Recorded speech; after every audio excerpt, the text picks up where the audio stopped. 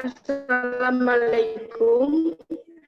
Di sini kami dari kelompok 2, kelas farmasi B yang terdiri dari Asma Nadia, Bertariana, Cirila, Clara Rincan, Rizka Yulianti, Nova Tiara.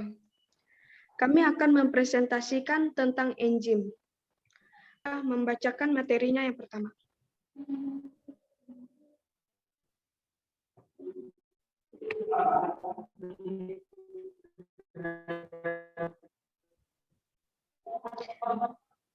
Baik, bagian A yaitu tentang enzim. Enzim adalah protein yang berfungsi sebagai biokimia.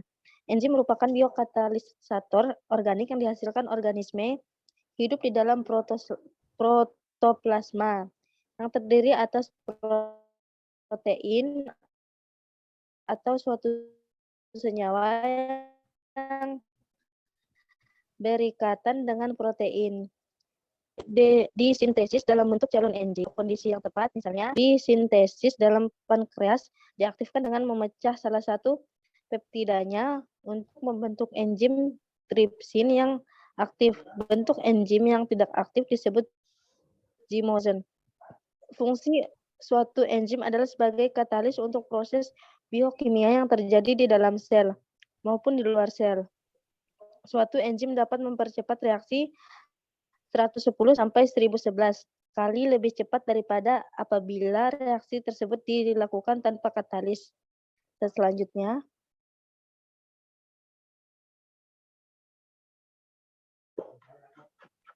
Sifat-sifat enzim. bagian B.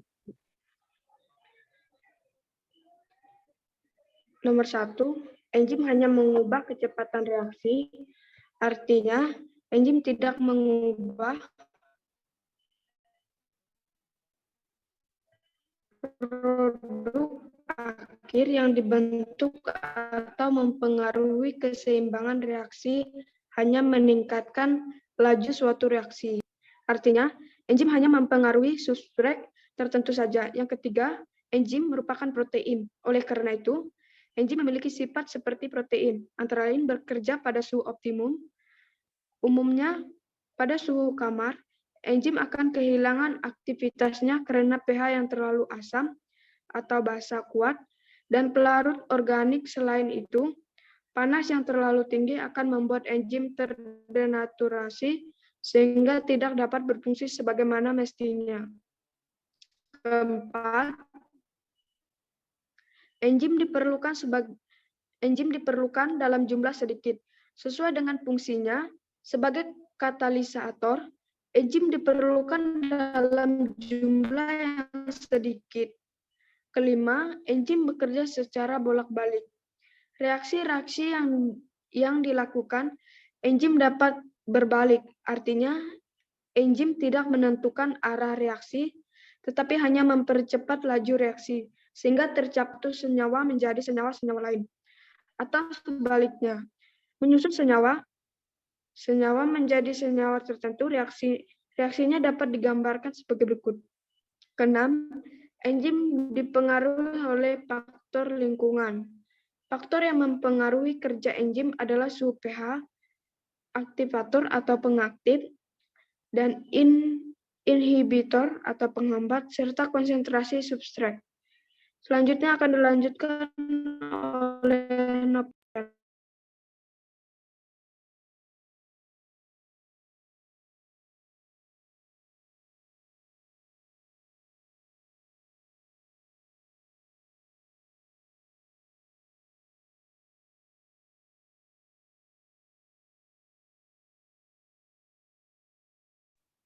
Dilanjutkan oleh Nova.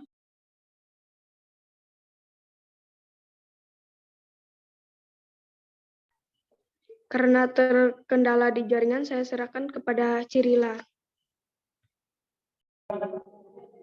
Baik, C. Jenis-jenis enzim. Yang pertama, penggolongan enzim berdasarkan tempat bekerjanya. A. Endozim.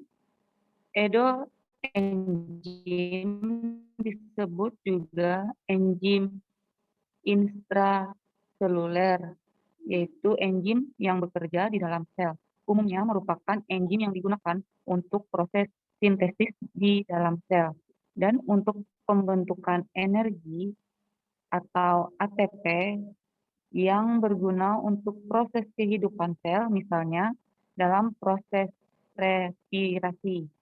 Yang B, eksoenzim.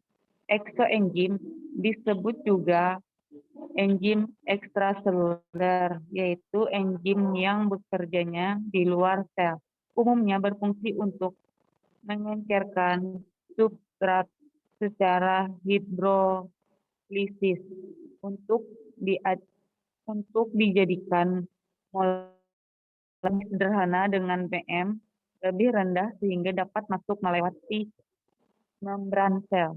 Energi yang disebabkan pada reaksi pemecahan substrat kehidupan sel. Yang kedua, penggolongan enzim berdasarkan daya katalisis. A. Oksidoreduktasi. Enzim ini mengkatalisis reaksi oksidasi reduksi yang merupakan pemindahan elektron, hidrogen atau oksigen.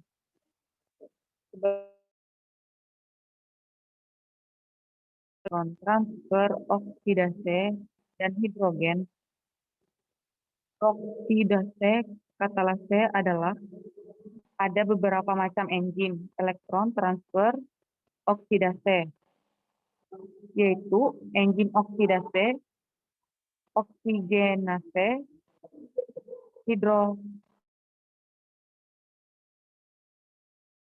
dehidrogenase. B.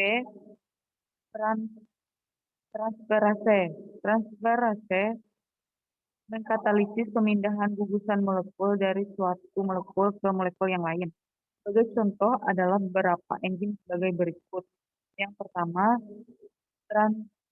transminase adalah transferase yang memindahkan gugusan amina. Yang kedua, transfosforilase adalah dan fosfat. Yang ketiga, transkalisase adalah transferase yang memindahkan gugusan asli. Ini selanjutnya.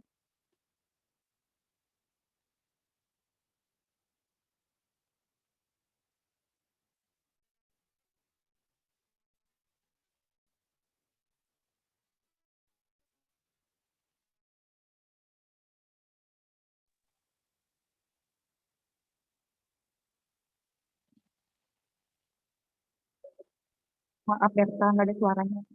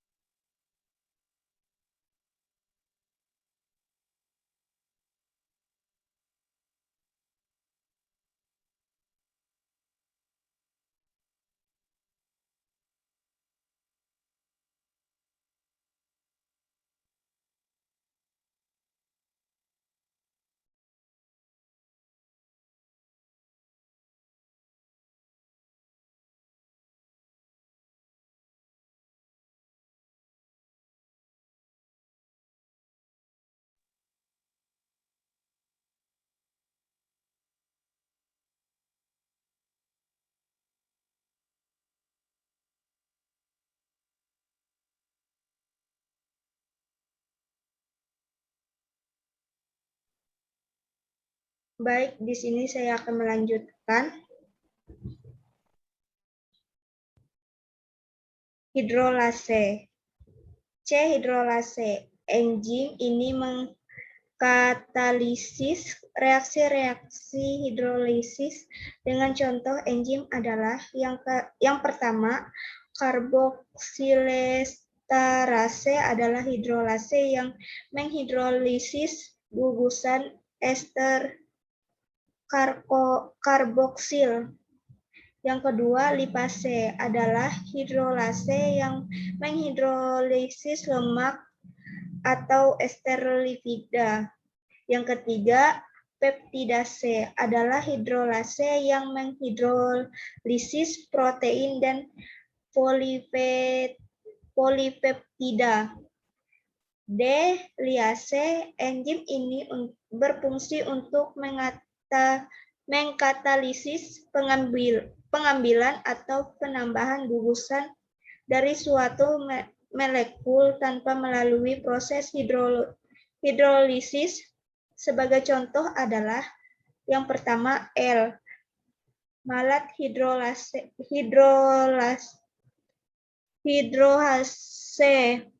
atau fumarase, yaitu enzim yang mengkatalisis reaksi pengambilan air dari malat sehingga dihasilkan fumarat. Yang kedua, dekarboksilase atau dekarboksilase, yaitu enzim yang mengkatalisis reaksi pengambilan gugus karboksil. Yang E, isomerase. Isomerase meliputi enzim-enzim yang mengkatalisis reaksi isomerisasi, yaitu yang pertama, rasamase merubah alanin D-alanin.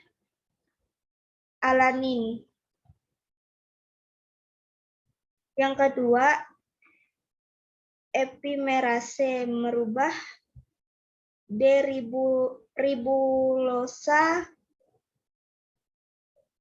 5-fosfat D-silulosa yang 5-fosfat.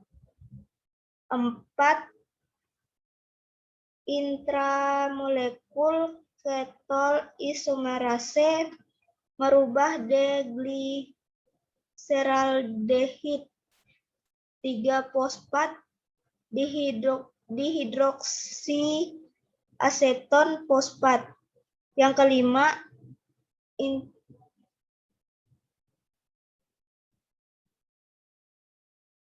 intramolekul transferase atau mutase merubah metimalonil CoA suksinil CoA. Yang ketiga, enzim lain dengan tata nama berbeda. Ada beberapa enzim yang penamaannya tidak menurut cara di atas, misalnya enzim pepsin, triosin, dan sebagainya, serta enzim yang termasuk enzim permase. Permase adalah enzim yang berperan dalam menentukan sifat elektif permeabel dari membran sel. Slide yang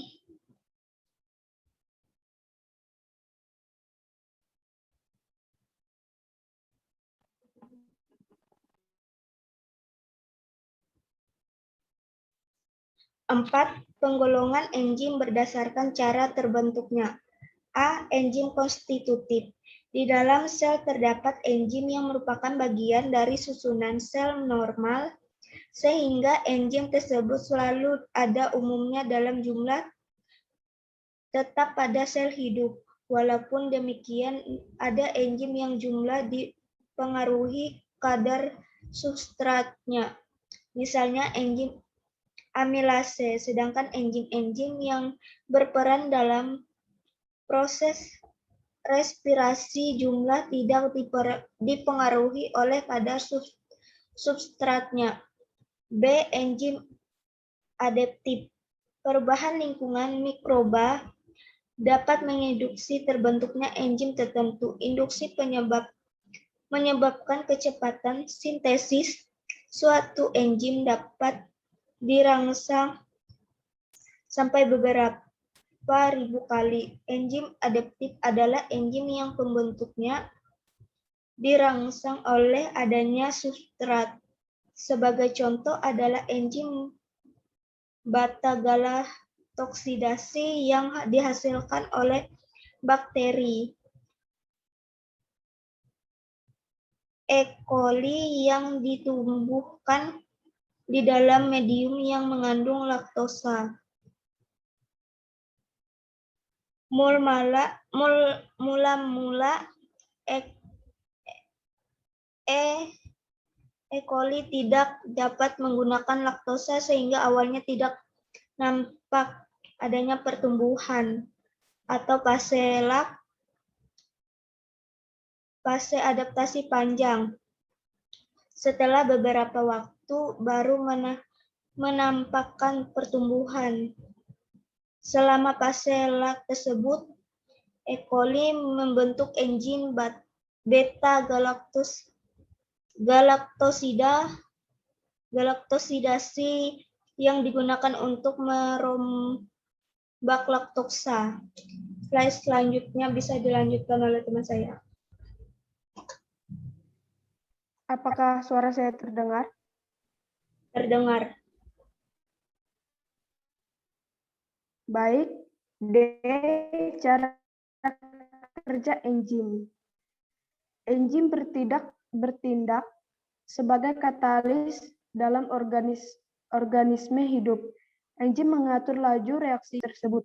Molekul yang bekerja dengan enzim disebut dengan istilah substrat. Substrat berkaitan dengan suatu daerah pada enzim yang disebut pada tapak aktif. Ada dua model cara kerja enzim.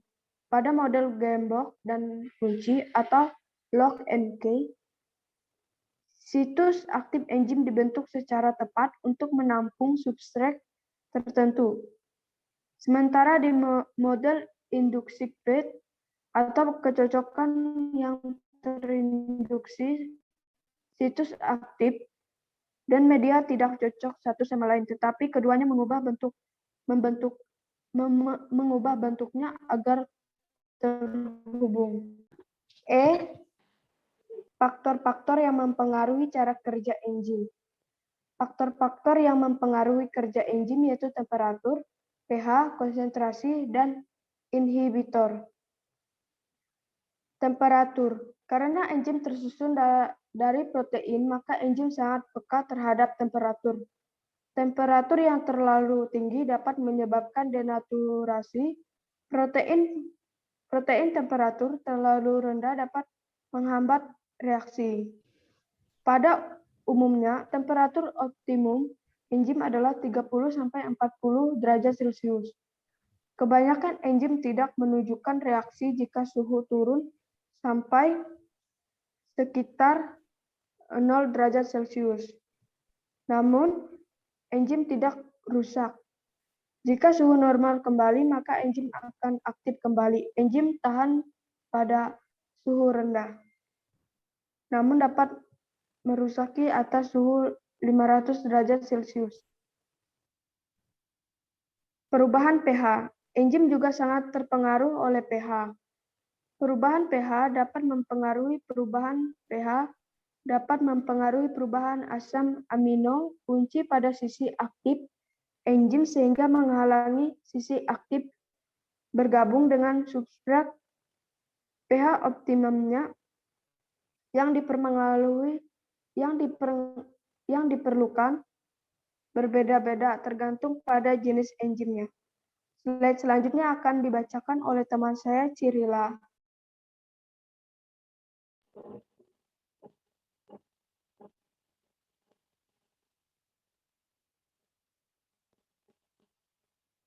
Konsentrasi enzim dan substrat. Agar reaksi berjalan optimum, maka perbandingan jumlah antara enzim dan substrat harus sesuai. Jika enzim terlalu sedikit dan substrat terlalu banyak, reaksi akan berjalan lambat dan bahkan ada substrat yang teraktualisasi. Semakin banyak enzim, reaksi akan semakin cepat. Inhibitor enzim. Inhibitor Seringkali kerja enzim dihambat oleh suatu zat yang disebut inhibitor.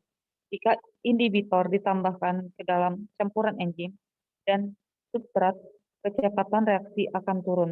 Slide selanjutnya.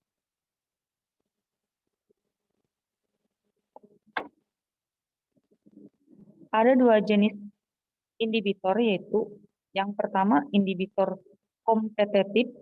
Pada penghambatan ini, zat-zat penghambatan mempunyai struktur yang mirip dengan substrat. Dengan demikian, baik substrat maupun zat penghambat berkompetensi atau bersaing untuk bergabung dengan sisi aktif enzim. Jika zat penghambat lebih dulu berkaitan dengan sisi aktif enzim, maka substrat tidak dapat lagi berkaitan dengan sisi aktif enzim.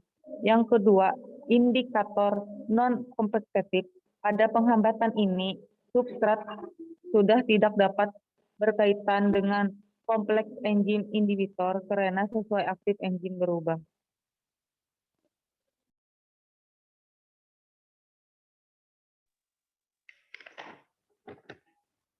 Sekian dari presentasi kami. Mohon maaf bila ada kesalahan. Saya ucapkan terima kasih.